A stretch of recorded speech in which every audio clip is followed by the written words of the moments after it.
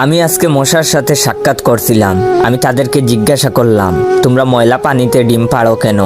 মশা বলল, কারণ ভালো পানিতে ডিম পারলে মানুষ সিদ্ধ করে খেয়ে নিতে পারে। আমি তাদেরকে জিজ্ঞাসা করলাম, মশার কোয়েলে তোমরা মরো না কেন? মশা বলল, আমরা যদি মরে যাই তাহলে কোয়েলের ফ্যাক্টরি বন্ধ হয়ে যাবে। আমি আবারও তাদেরকে প্রশ্ন করলাম, তোমরা মানুষের কানের কাছে এসে জ্ঞান জ্ঞান করো কেন? মশা বলল, কারণ মানুষের পায়ের কাছে কিংবা অন্য কোথায় জ্ঞান জ্ঞান করলে মানুষ শুনতে পায় না, তাই। আমি তাদেরকে জিজ্ঞাসা করলাম, আমি শুনেছি পুরুষ মশারা নাকি রক্ত খায় না, তাহলে ওরা কি খায়? মশা বলল, পুরুষ মশারা শুধু বউয়ের বোকা খায়। আমি বললাম, মশারা কামড়ালে মানুষের ডেঙ্গু হয় কেন?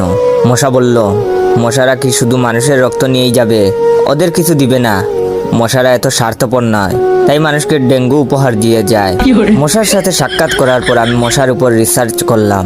মশা অনেক ধরনের হয়, যেমন পড়তে বসলে যে মশায় কামড়ায় তারা হলো অশিক্ষিত মশা, খেতে বসলে যে মশা কামড়ায় তারা হলো ক্ষুধার্ত মশা, ঘুমানোর পর যে মশা কামড়ায় তারা হলো কাপুরুষ, জেগে থাকা অবস্থায় যে মশা কামড়ায় তারা সাহসী, মশারির মধ্যে যে মশা কামড়ায় তারা হলো অতিরিক্ত শেষরা, মাঝরাতে যে মশা কামড়ায় তারা হলো সিঙ্গেল, টয়লেটে যে মশা কামড়ায় তারা হলো নির্লজ্জ, দিনের বেলা যে মশা কামড়ায় তারা একটা ছোট লোক।